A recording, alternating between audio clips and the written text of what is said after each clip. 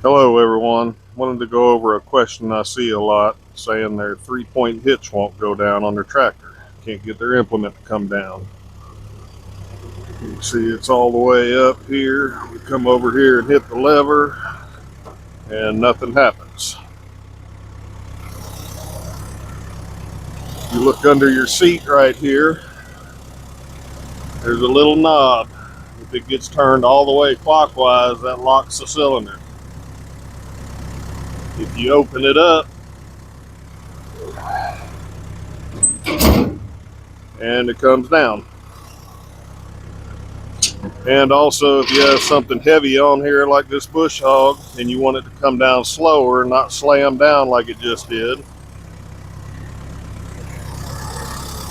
go to that knob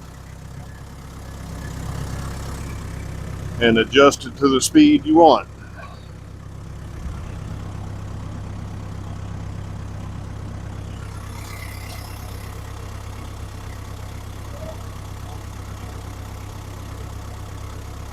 And that's a quick thing to look at if your 3-point's not coming down like it should.